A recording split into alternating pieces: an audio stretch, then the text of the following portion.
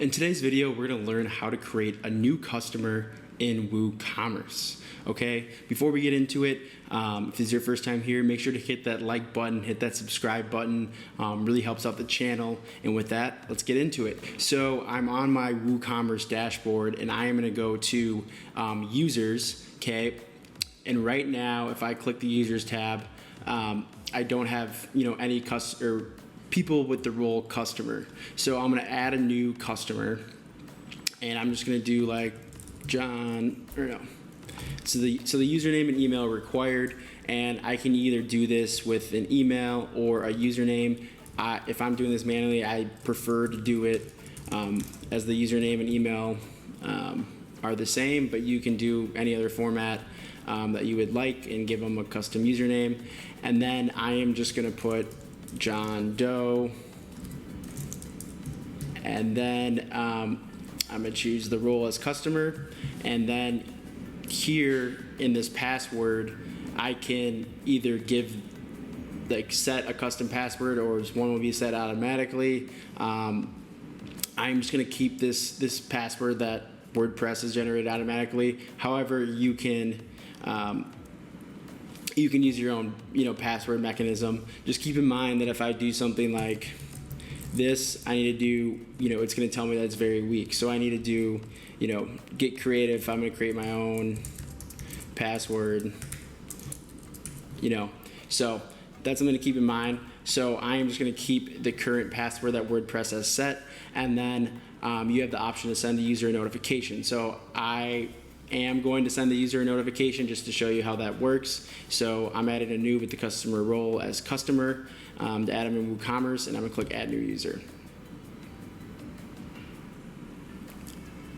Sweet. So as you can see, I have a new customer right here, and it tells me the role is customer. And now I am going to look at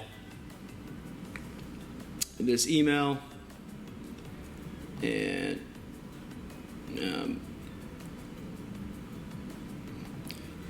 sweet. So now, this customer, this is what they'll see to log in, right? And they can set their own password if they would like. And let's just say I use this password. And now I'm able to log in, and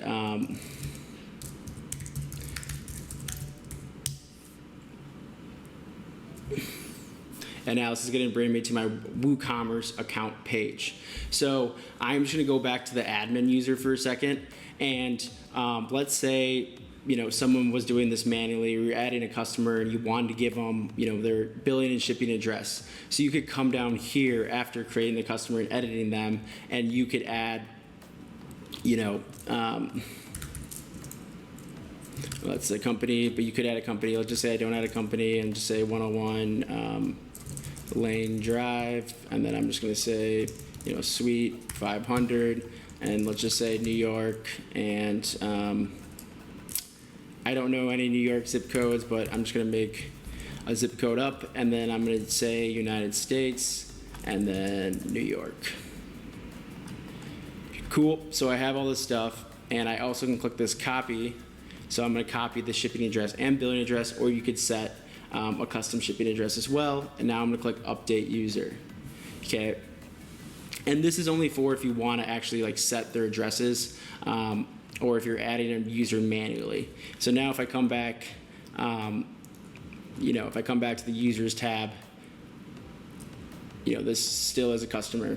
So anyways, I also want to show, before we wrap up the user switching plugin. So if you're ever adding a customer manually and they're having problems with their account, you can also use the user switching plugin, and I'll put the link in the description box below. But I could switch to this user just to see what they're seeing on their account dashboard, and I will be able to see their addresses, what I put in there, and I also will be able to, I could check out as that customer if they were calling you over the phone with their payment details and stuff like that.